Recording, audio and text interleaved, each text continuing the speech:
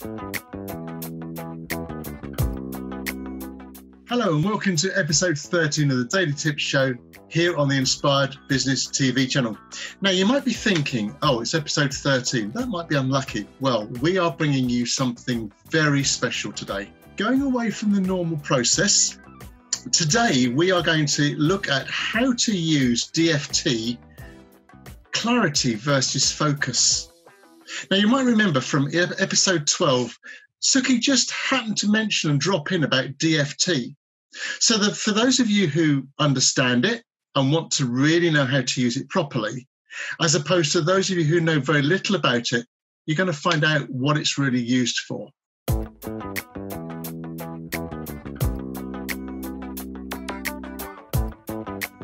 My name's Gary Setterfield, and I'm here with my business partner and good friend, Sukhi Wahiwala. Hello, Inspired Tribe. Thank you very much for listening to us this far. We're on episode 13, and I hope this is going to be an equally, if not the most impactful episode for you. Thank you, Sukhi. Well, DFT. We've known it as direct focus thought. We've known it as daily focus time. But what I'd like you to do, Sukhi, is just explain exactly what DFT actually is. And also, I've got some questions around some possible uses. Now, one of the things that we've heard mentioned frequently during this time is people are very overwhelmed with what to do and how to go about it. And that then leads me on to the second question of what happens if I'm unclear about a direction to take. How would we use DFT in both those instances? Over to you. Thank you, Gary. So the first thing, if I can take that into a couple or three examples, if it's okay, with yourself and the Inspired Tribe following this.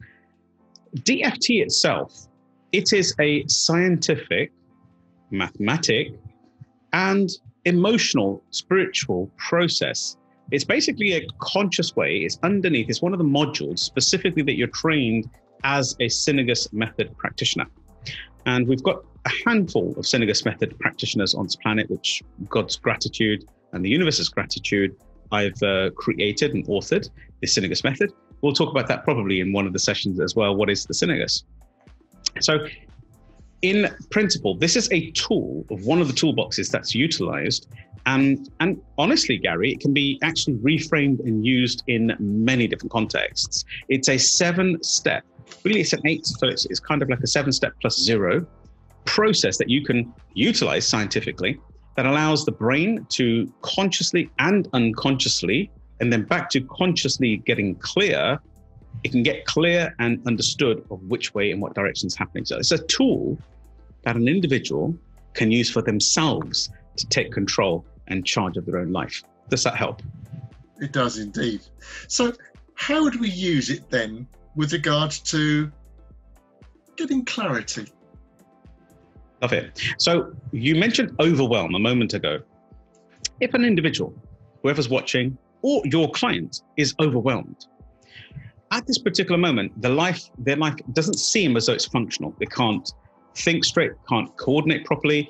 They don't know what to do. Every time they start a task list, it's all over the place, but something's wrong. Does that make sense? So the principle in this is the fact that the mind is overloaded with content possibly. And the simple understanding of this would be that they are unclear on their current direction. Seneca says, if a man does not know which harbor he or she is making for, no wind is the right wind, which basically means that if you don't know you're going somewhere specifically, when you even arrive there, you still have the feeling of underwhelm. So the answer to that is something that I say quite regularly within the SynaGus practitioner realm. And I teach them and I talk to them openly with a humble heart. Now, the moment, the second a man meaning mankind, by the way, the moment the second man understands where he or she is going, any wind is the right wind, because then you can adjust your sails to take you to your destination. And when you're there, you'll clearly know you're there, which is basically the conscious question, where am I going? Unconsciously, You tell yourself where you're going, and when you arrive there, you consciously know what it's going to look like. That's the key. CUC is the key formula, one of the key formulas, another tool, an understanding of the SynaGus method.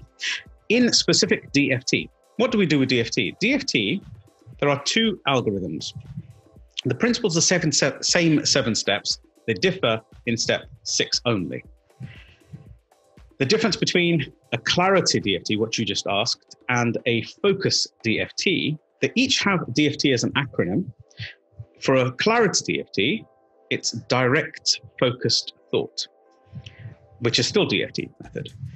In a focus thinking of task lists and actions, it becomes a daily focused time method. So this is, in one side, it becomes much more of a principle, step-by-step strategy one can use. And on the other side, it becomes a spiritual alignment and self-healing or self-repairing control over how I feel uncomfortable, the overwhelm. Does that help a little bit there, Gary?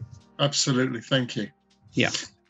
So taking that one step further, you said that the process are very similar for clarity or focus. It just changed it at step 6. Would you like to go through those for us, please? Absolutely.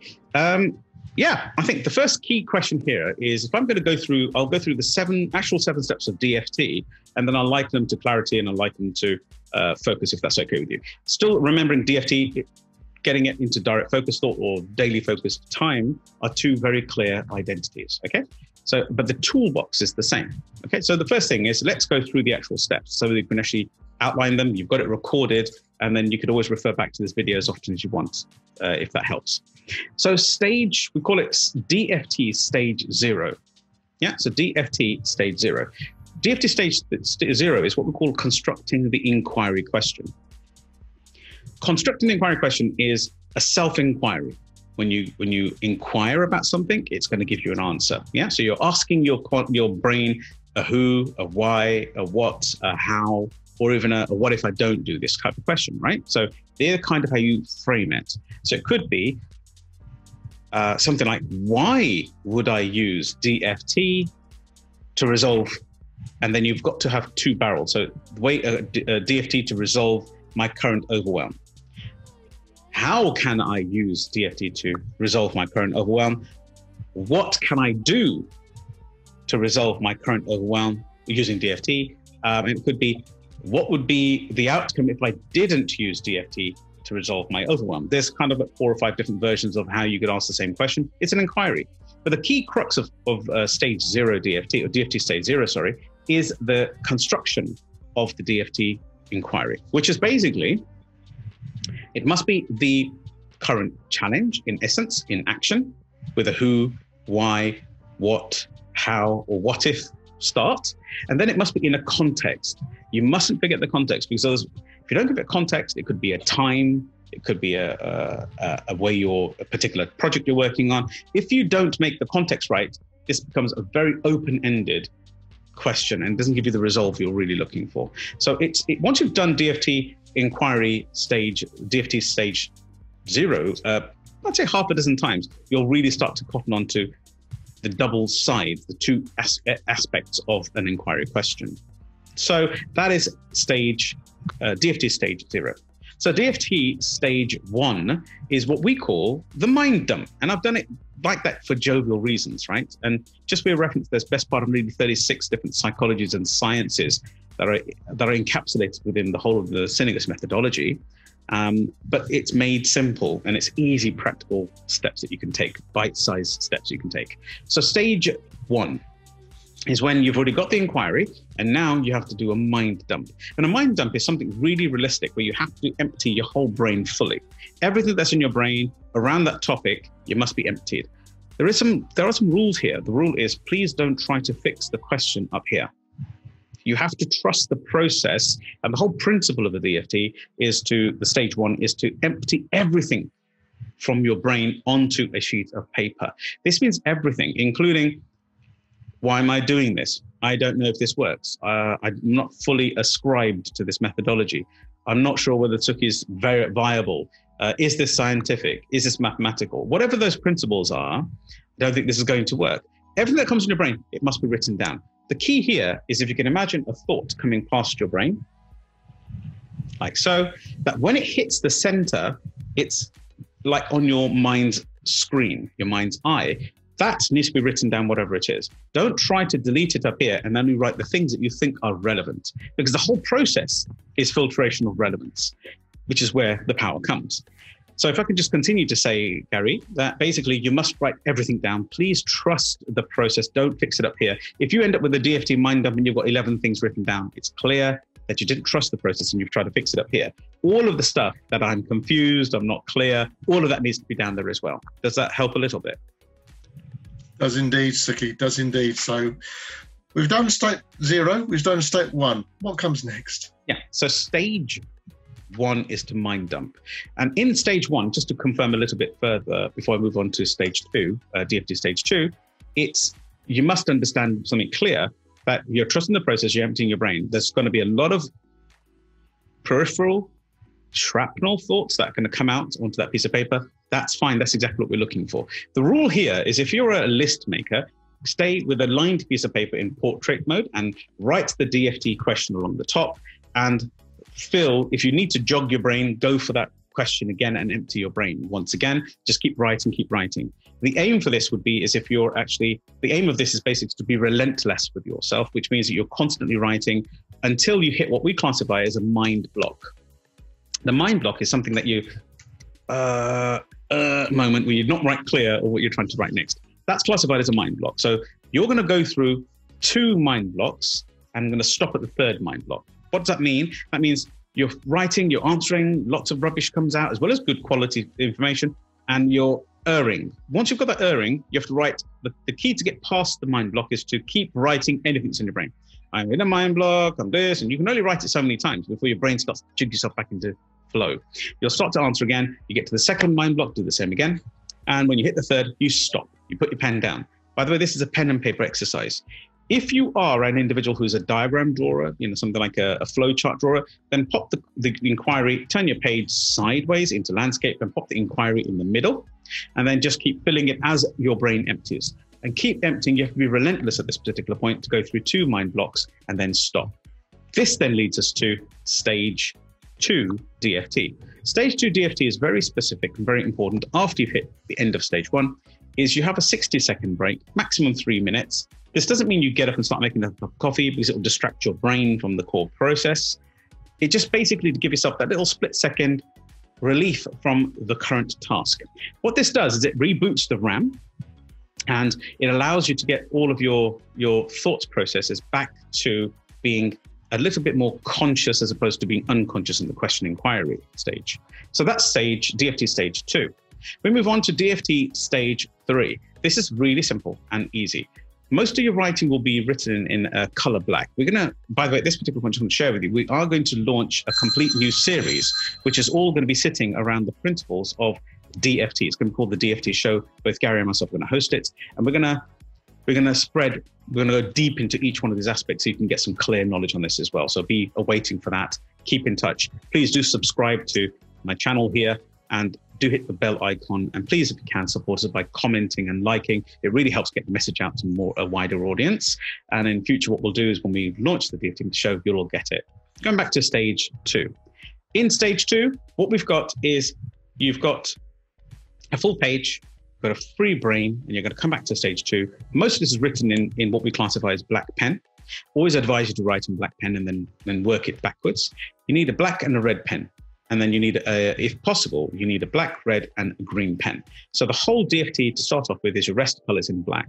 If you need, at some stage, if you write it in the message, I will happily will dedicate a show to the power notes method as well, which is a part of the SynaGus, which really gives you power. Okay, so you're writing in black pen, you grab your red pen, and all you're doing at this particular point, you've got this big sheet, either it's sideways, as in a form of being landscape, or it's going to be a list, as in form of portrait. What I want you to do is grab a pen and just draw a circle by reading the question again, refreshing your brain, and just circle, read as much as you can, but circle in red pen 10 of the most relative, important, shout out shifts that you've written down. Just circle 10. The moment you've circled 10, You then rewrite the 10. And this is where, even if you're a landscape, you have to go into list format now. No more images and pictures. We're going into lists now. So you complete circling your 10 in stage 2. This is stage 2 process. Stage 3, I do apologize. You go through your list, rewrite your 10. The moment you've rewritten your 10, you write them separately in a list. Don't have to be in order. Just rewrite them, grab the red pen and take a left to right if you're right-handed, or a right to left if you're a left-handed individual, and you strike the big actual sheet, the big mind dump. We are following right now the process of it being a clarity DFT, okay? So you strike the whole of the image and you pop that aside, you don't need it anymore. You look at your 10, and then we move to stage 4 DFT. And in stage 4 DFT, what we're looking for is we take your 10 answers and you pick up your red pen again and you circle 5. You reduce them to 5 of those 10. After you've done that, second half of DFT stage 4 is you rewrite those 5 in black. You get your red pen and you strike the big 10, move it aside. Then we move on to, by the way, please trust this process and don't try to miss these bits out because it makes all of the difference. The next thing we look for is you grab your black pen once again, your red pen once again in DFT stage 5. Stage 5, you look at your 5 items and you reduce them to 3. And all you're looking for is you reread at every stage, you reread your inquiry question and you circle 3 of those 5, immediately rewrite those 3 on a separate sheet of paper very clearly, and again, strike through the whole list of 5 and move them aside. You have now 3. Here's where the differentiation comes between a clarity or a focus DFT. A clarity DFT is when you've got an emotional understanding that you've got to get through. Here, if I complete the clarity DFT first, Gary, if that's okay, and then I'll go back to focus DFT. At point 6, which is the stage, DFT stage 6 is where the differentiation comes. DFT stage 6 for a clarity DFT, you get your 3 and you pick the red pen again and you read your inquiry question and you immediately know which is the most important answer. You circle that one answer, rewrite that, strike the 3. Got it? I guarantee you at this particular point, you will have the most powerful epiphany and say, oh my goodness, I know that this is the reason why I'm holding back. Does that make sense? So here, Gary, what would happen is you then move to DFT stage 7. And stage 7 is removal of that feeling, that understanding. And in 99.99% of the times, because our brain is self-healing, just as if you cut your finger, it starts to clot and heal straight away without you even thinking about it. When you've got to the point of knowing the exact challenge that's been at hand, it automatically starts to heal itself. And you don't need to do much besides know, oh my God, that's it. And just following yourself and saying, right, okay, from now on, I now know why I'm having that overwhelm. I'm going to now no longer do this. And you immediately flip this. So you're looking for a positive outcome and now a resolution and a solution to that one issue. There is your clarity DFT. And I guarantee you, Gary, you will have the mind-blowingness of clarity thereafter. This will remove your overwhelm every single time. And the more you use this methodology, the better, the more succinct your brain becomes. The whole of this process is neuroplasticity. And I've been standing talking about this for the last decade, telling people the more you use a new methodology, the more aligned it becomes to yourself, the more the neural paths become fixed and permanent within your thought process. If I can track back a little bit with DFT focus, so you're following the same 6 steps, the same 5 steps, and on the 6th step, if it's a DFT focus, this is used for tasks at hand, things that you've got to do, or you could use a DFT focus for finding out exactly what your calling is or your mission statement when it comes to a business strapline or something. You can come up, that's much more focused, orientated, much more conscious and cognitive. So DFT clarity is more unconscious realm, and the DFT focus is much more conscious realm. So when we get into the focus point at stage DFT focus stage 6, you have 3 points in front of you from the previous stage 5, and all you do is you put them into order of the most important 1, 2, and 3, and that shifts you into DFT focus stage 7 for the focus logic, and all you do is you action those 3 points in order of importance, and try to always stick to the understanding of no multitasking. Don't start all three of them together and try to finish them off together. Move through these particular points regularly. Does that make sense? So you're starting one, finishing one where possible, starting two, finishing two, starting three, finishing three. That is the core difference between the two philosophies. One philosophy, but two halves of it. The spiritual side, or the unconscious mind, and the conscious DFT and the unconscious DFT. Hope that helps, Gary. Absolutely amazing, Sukhi. I've made so many notes here. And for those of you who are so engrossed in that as we were going through and probably missed it, don't worry, we're going to come to the Power Tip Roundup just very shortly. But the question at the beginning was how to use DFT. And I think, Sukhi, you've beautifully explained how this process is so reusable. It's such a reusable framework. And because it's a scientific process, it can be used in both counts. So coming to the Power Tip Roundup, first of all, point one, as I've said, DFT is a scientific process, and as Sukhi's explained. Step two, we've said it's a 7/8-step process, and I'll explain that a little more in just a moment. Step three, we then looked at Overwhelm and how that can be a conscious, unconscious, conscious thought process. And we then looked at the direct focused thought methods to make that work. In stage 5 or step 5, we then looked at daily focus time and how that differs. And then we come to the actual, in step 6, we looked at the stages of actual DFT. So we looked at stage 0, which was asking this inquiry question, the who, what, how, why question, looking at the source of the challenge that you're facing. And we also looked at stage 1 in step 7, which was the mind dump, where you literally put everything down on paper. You go through a couple of blocks, and Sukhi explained those in great depth, how you have to push through those, but put down everything. And we also looked then at stage 2 in that process as well, where you take a 1-minute break. In step 8, we then looked at stages 3, 4, and 5. Stage 3 is bringing that long list down to 10, then bringing it down to 5, and then bringing it down to 3. And Sukhi explains very clearly the use of colours, the use of striking through your paper, whether it be left or right-handed, and how to do that. And then we come to step 9 in the roundup, where we looked at stage 6, and this is the critical point of clarity or focus. Because at step 6, if we're looking at clarity, then you just go straight through and find out which is the most important point. And then at step 7, if we're looking at clarity, you then action that.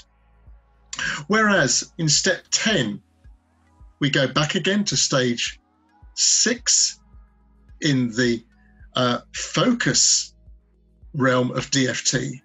And we have the 3 points, and you then circle which is your first, second, and third in importance. And then step 7, and the final part of this, is you then action and only action the first point and complete it, and then move through your second and third. I hope that you have found today's Daily Tip Show fascinating, informative, and it's provided the clarity that you were looking for all those questions that we've had since last week.